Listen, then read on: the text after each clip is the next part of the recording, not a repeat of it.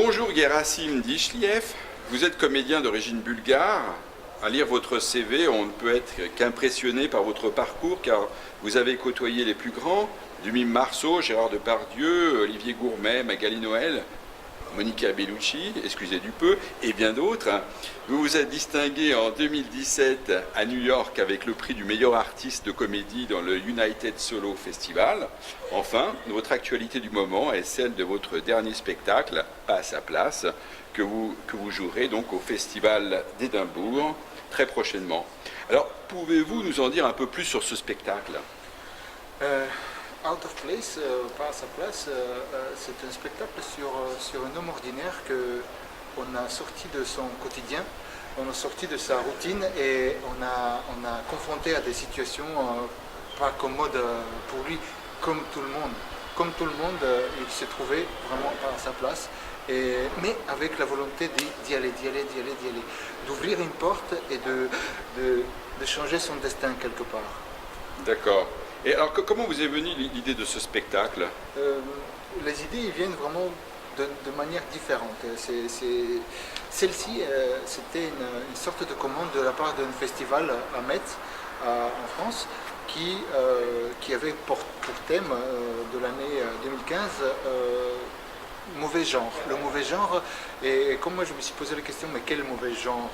Mauvais genre littéraire ou le jeu de mots mauvais genre Donc du coup, j'ai commencé à tirer les situations de cette idée-là. Comment montrer un mauvais genre si tu ne montres pas le bon genre ? Donc comment un cow-boy peut être dans une situation d'amoureux et encore c'est peut-être trop commode, enfin trop commun comme situation, tout le monde peut être amoureux. Donc j'ai cherché ces situations dans lesquelles vraiment à peine je m'installe là-dedans, pas moi mais mon personnage, c'est-à-dire vous et moi, et je ne suis pas à la bonne place.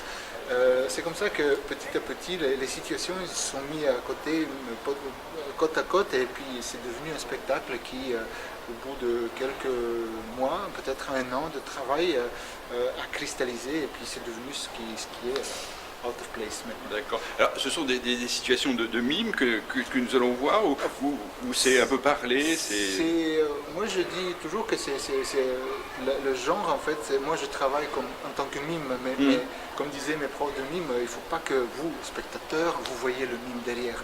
Donc je sais qu'après les spectacles, les gens souvent ils disent « Ah, ça fait longtemps que je n'ai pas vu un spectacle de mime », mais moi je me considère comme tout en même temps. En tout cas, les situations, ils sont de non-verbal. Il n'y en a pas un mot, il n'y a que des actions, il n'y a qu'un corps qui est au plein milieu de la scène, nu. Il y a juste une pointe de micro et puis une chaise de temps en temps, et puis c'est tout. D'accord. Alors comment avez-vous travaillé ce spectacle ? De cette petite étincelle du festival m'est venue une idée, puis après une autre. Après, j'étais déjà prêt peut-être avec une quinzaine de minutes de spectacle. Donc à ce moment-là, j'avais besoin d'un œil extérieur qui petit à petit, cet homme qui s'appelle Édouard de Soule-Moutier est devenu mon metteur en scène. Et du coup, j'aime bien cette collaboration avec lui parce que c'est quelqu'un d'expérience. C'est un homme qui est né, c'est comme on dit, c'est un enfant de la balle. Il est né dans le cirque. D'accord. Il a vécu dans le cirque de l'âge de 9 ans jusqu'à 68 ans. Il est toujours clown, acrobate. Et voilà, ensemble, petit à petit, on a construit ce spectacle qui maintenant vraiment je trouve qu'il est cristallisé. Il n'est pas fini comme chaque spectacle vivant, voilà, et c'est à devenir, quoi. C'est jamais fini. Non. Alors, combien de temps avez-vous travaillé sur ce seul en scène ?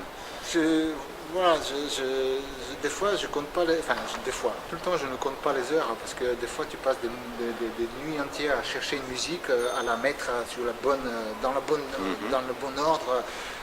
Mais en gros, voilà, c'est peut-être 5-6 mois à 1 an de travail pratiquement tous les jours.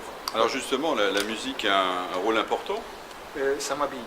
Il y a la lumière, oui, mais pas aussi que la musique. Je dirais, elle est très présente, et moi, ce qui est mon empreinte personnelle, c'est que depuis que je suis tout petit, c'est-à-dire depuis que j'ai travaillé avec le mime Marceau à l'école Marceau, j'ai toujours choisi des musiques qui sont un peu voilà, Ainsi parla Zarathustra, ça vous parle, Le vol du bourdon, c'est des morceaux qui sont très prenants. Oui. Et en même temps, je trouve que mon jeu, il y va avec, et je me sens bien à l'aise dans ces musiques. Comme si, voilà, j'aime bien les grandes scènes, aussi bien que les petites, mais mon corps, il s'adapte. Et les musiques, ils s'adaptent à moi, et je les adapte à moi. Donc c'est-à-dire qu'on va avoir des musiques qui sont fortes, avec des situations décalées. Absolument. D'accord. Et ces musiques, en fait, ils vont vous suggérer quelque chose que peut-être des fois, ça va être en contre-pied avec ce qui se passe sur scène, quoi. Très bien.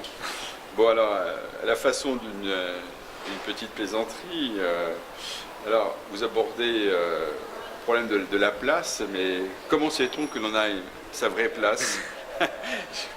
Non, ça, non, on ne peut pas le savoir. Moi-même, je me la pose tous les jours, cette question, dans le métro, dans la rue, chez moi. Voilà, est-ce que c'est la bonne place?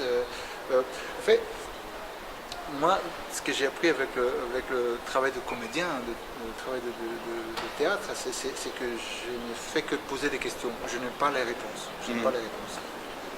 Peut-être que le spectateur, une fois il va se donner. En tout cas, c'est bien de se poser des questions, de se questionner tout le temps. C'est la recherche. C'est la recherche. C'est important.